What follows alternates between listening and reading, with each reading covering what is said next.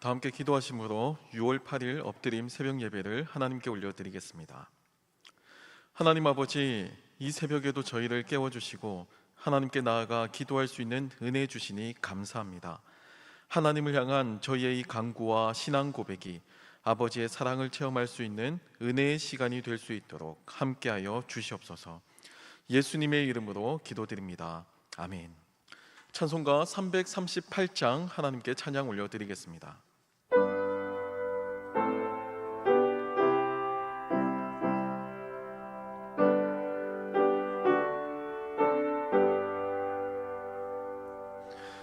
내 주를 가까이 하게 함은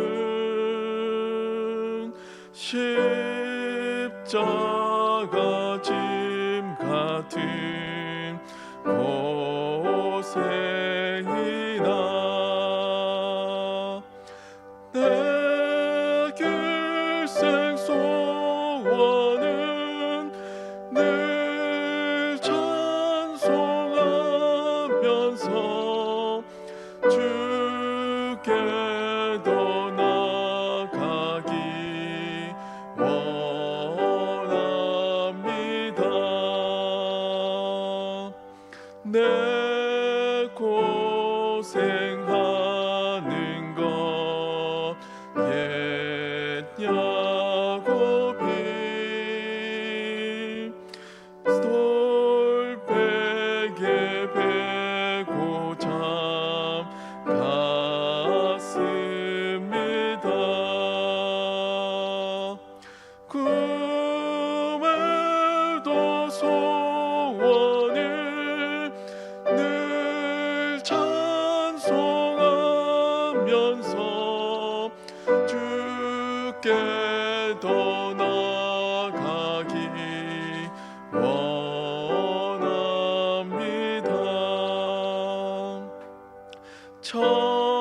천성에 가는 길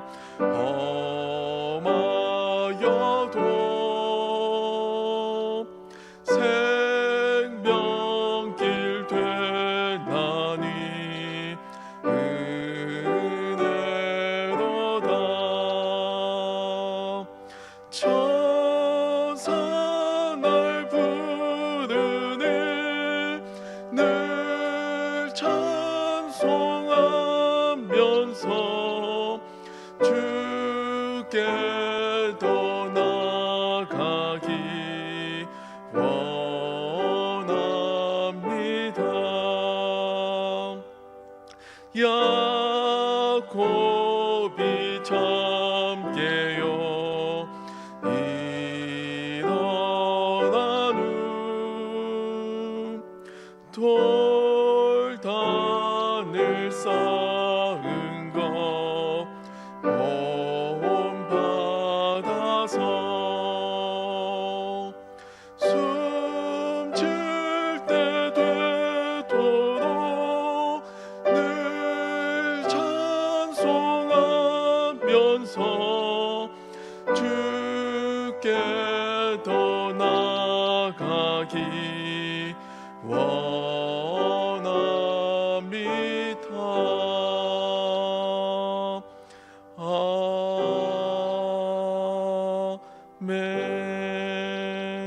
아멘. 오늘 우리에게 주시는 하나님 말씀은 신약성경 베드로전서 4장 12절로 19절 말씀입니다.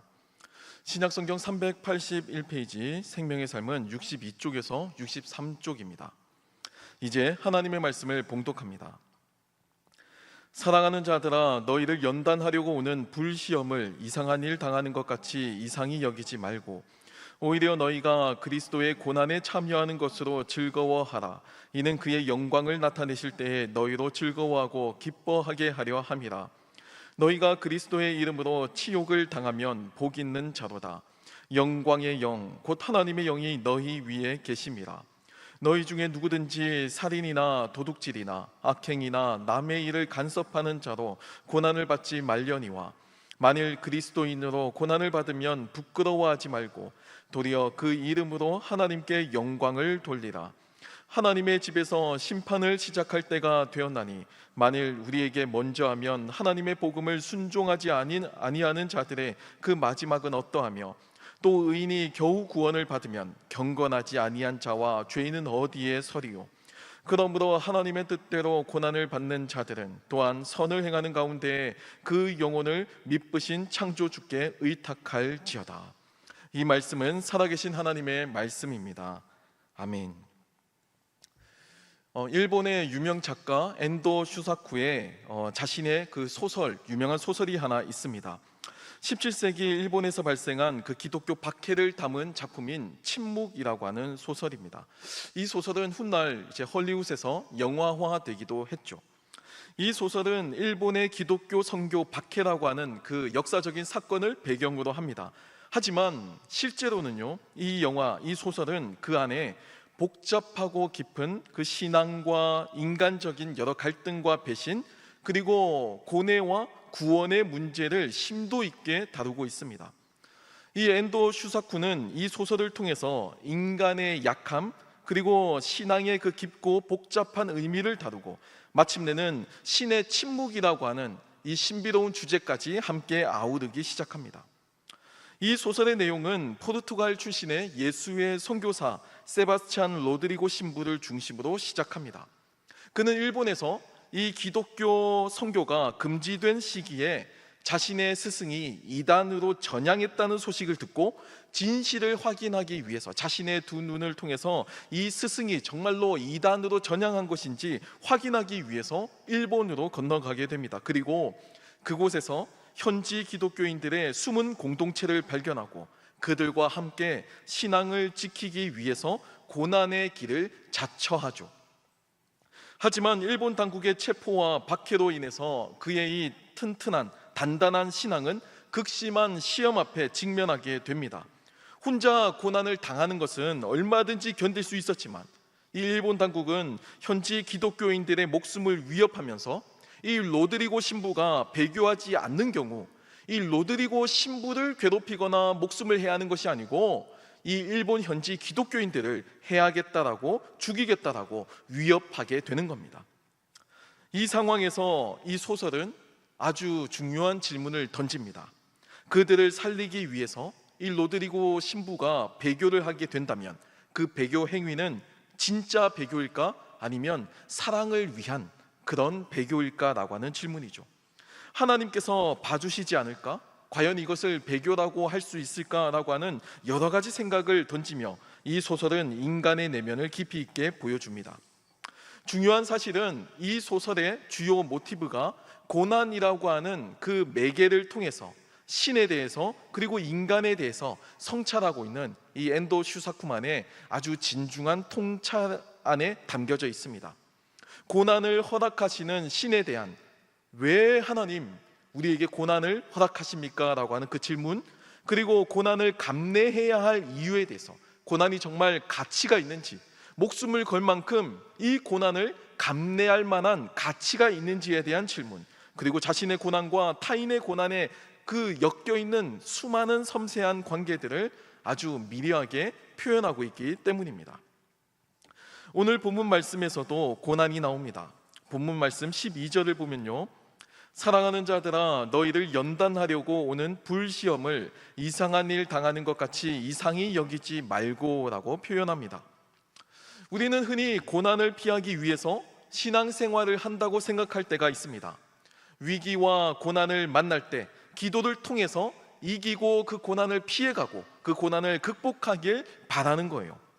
하지만 오늘 베드로전서 말씀 이 본문을 보면 신앙이 있다고 해서 고난이 피해가는 것이 아님을 알 수가 있습니다. 아니 오히려 신앙이 있기 때문에 그 신앙 때문에 고난이 생길 수도 있고 또 심지어는 불시험을 당할 수도 있으니 이 베드로 사도는 이상하게 여기지 말라고 오히려 당부하고 있습니다. 여러분, 왜 고난이 일어날까요? 이 엔도 슈사쿠와 같이 우리도 고난의 의미에 대해서 마찬가지로 질문을 던지게 됩니다. 오늘 베드로는 고난의 발생 이유에 대해서 그 이유에 대해서는 말하고 있지 않지만 적어도 그 고난의 의미에 대해서는 설명하고 있습니다. 본문 13절 14절을 보면요, 오히려 너희가 그리스도의 고난에 참여하는 것으로 즐거워하라. 이는 그의 영광을 나타내실 때에 너희로 즐거워하고 기뻐하게 하려 함이라. 너희가 그리스도의 이름으로 치욕을 당하면 복 있는 자로다. 영광의 영 곧 하나님의 영이 너희 위에 계심이라 라고 전합니다. 즉 베드로의 말에 따르면 신앙이 있음에도 불구하고 고난이 있는 것은, 이것은 이상한 일이 아닌 이유는 이 고난이 하나님의 영광을 오히려 드러내고 하나님의 영광을 나타내기 때문이라는 거예요. 인간을 흔히 하나님의 형상이라고 표현합니다. 다른 여러 많은 피조물들이 있지만 그 가운데서도 오직 인간만이 하나님과 닮은, 하나님과 접촉점을 가지는 그 무언가가 있다라는 거예요.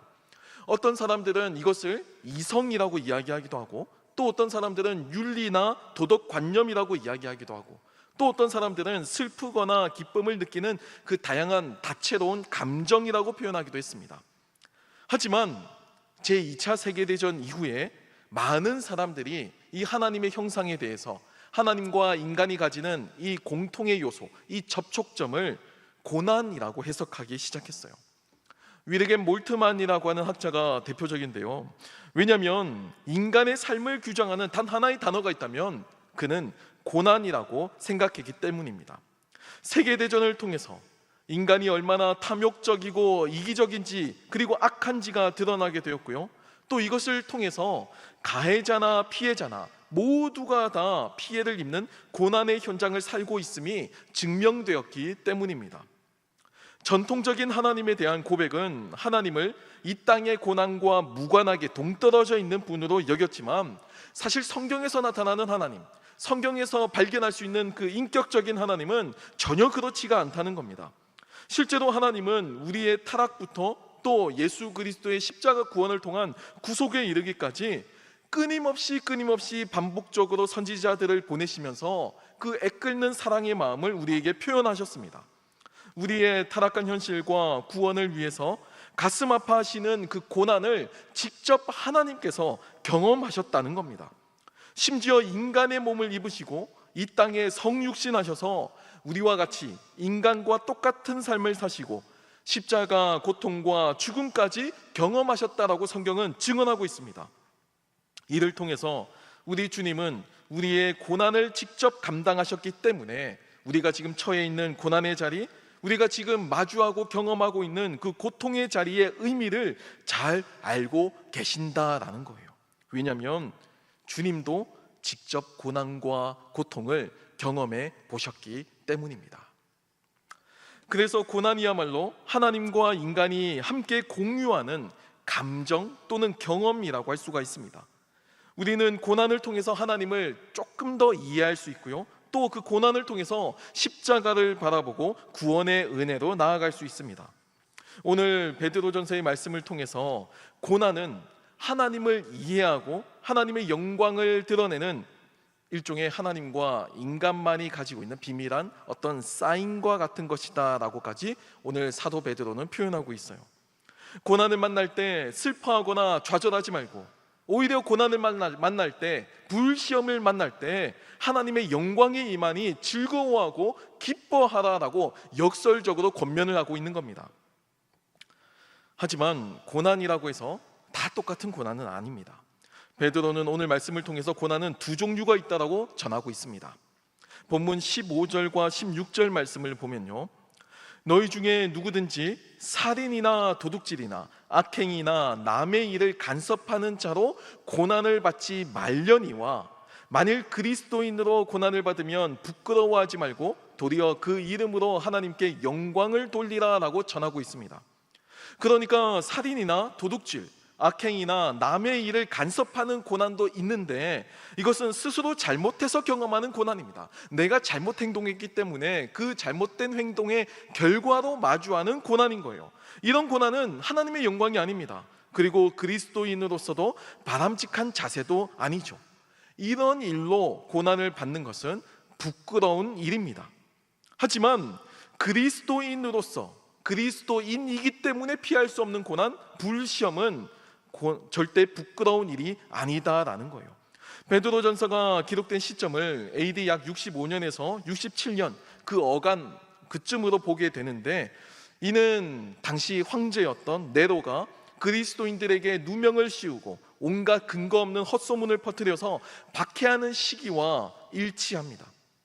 당시 네로 황제는 로마를 불태우고요, 또 이 누명을 그리스도인들에게 덮어씌웠습니다. 로마 시민들의 입장에서 생각해보면 그들의 삶의 현장, 삶의 터전에서 일어난 이 대화재는 그야말로 대재난이었고요, 아비규환의 고난의 현장이었습니다. 그것도 단순한 고난의 현장이 아니고 방화라는 점에서 고난 이면에 존재하는 어떤 그 거대한 악이 있다는 것을 보여주었고, 또 실제로 당시 로마 시민들은 그 거대한 악의 실체를 직면하고 경험했죠. 재산을 잃었고요, 사랑하는 가족을 잃은 사람도 있고요, 그리고 이 분노와 절망의 에너지가 당시 정부였던 이 네로 황제를 향하자 네로는 자신의 그 정치적인 위기를 타개하기 위해서 그리스도인들을 희생양 삼아서 그들이 그 분노의 대상이 되게 만들었습니다. 분노의 희생양을 만든 거예요. 그리스도인들은 로마 시민의 고난의 경험을 통해서 악한 존재가 되었고요, 어느샌가 부도덕한 존재로 누명을 쓰게 되었습니다. 더군다나 형제 자매라고 하는 이 초대교회만의 호칭을 통해서 전통적인 가족 규율을 어기고 성적으로 타락했다라고 음해하기 시작합니다. 심지어는 성만찬을 통해서 우리가 주님의 몸과 주님의 잔을, 피를 마시잖아요. 성찬식에 참여합니다. 하지만 이 성만찬을 오해해서 식인 습성이 있다라고 완전히 그리스도인들을 매도하던 시기였습니다. 그럴 때마다 그리스도인들은요, 조금의 변명도 하지 못하고 불같은 시험을 마주해야만 했습니다. 사람들의 분노와 경멸의 시선을 겪어야만 했습니다. 온갖 부도덕한 명목의 모든 죄라는 죄의 항목은 다 뒤집어 써야만 했어요. 하지만 베드로는 이것이 절대 부끄러운 일이 아니다라고, 오히려 하나님의 이름으로 고난을 받는 것은 하나님의 영광이 있으니까 결코 그 세상의 불시험 앞에, 그 세상의 고난의 문제 앞에 흔들리지 말라고 강권하고 있는 겁니다. 사실 우리가 경험하는 고난의 대부분은 나의 실수나 불찰로 인해서 겪는 고난인 경우가 상당히 많이 있습니다. 내가 잘못해서 경험하게 되는 그 고난의 경우는 우리는 이 고난의 문제를 가지고 하나님께 나아가서 기도하며 간청하죠. 그리고 회개하기도 합니다. 이것은 옳은 태도고 바람직한 태도예요. 하나님께서 그렇게 하라고 우리에게 말씀해 주셨습니다. 문제는 이런 고난이 잘못된 행동임을 알면서도 끊어내지 못하고 이것을 반복하게 되는 경우예요. 오늘 베드로 사도는 분명하게 선언하고 있습니다.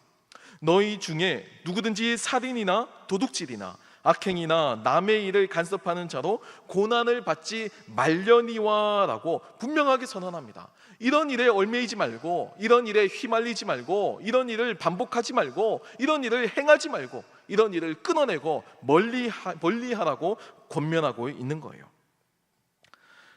사랑하는 성도 여러분, 앞서 언급한 이 일본 작가 엔도 슈사쿠의 소설, 이 침묵이라고 하는 소설은 고난을 통해서 하나님을 깊이 성찰하는 문학 작품이었습니다. 고난 가운데 주님은 어디 계십니까? 라고 하는 질문에 하나님은 여전히 그 고난의 현장 속에 함께 하심을 그 고난을 통한 신비를 통해 우리에게 보여줍니다. 고난은 결코 우리가 혼자가 아니다라는 것을 보여주고요, 오히려 그 고난의 순간에 하나님의 영광이 드러나는 그 열쇠임을 보여주죠. 하지만 우리의 잘못으로 인한 고난은 절대 반복해서는 안 됩니다. 본문 18절 말씀을 보면요, 또 의인이 겨우 구원을 받으면 경건하지 아니한 자와 죄인은 어디에 서리요? 라고 전합니다.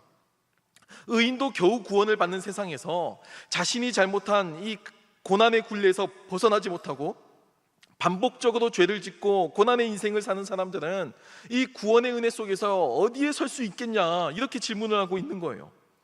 모르면서 짓는 죄의 굴레는 어쩔 수 없다고 하더라도 알면서도 그 죄의 습관과 굴레를 벗어나지 못하는 것은 하나님의 은혜를 악용하는 처사고, 하나님의 영광인 고난을 인간의 죄의 결과로 뒤바꾸는 파렴치한 일이기도 합니다.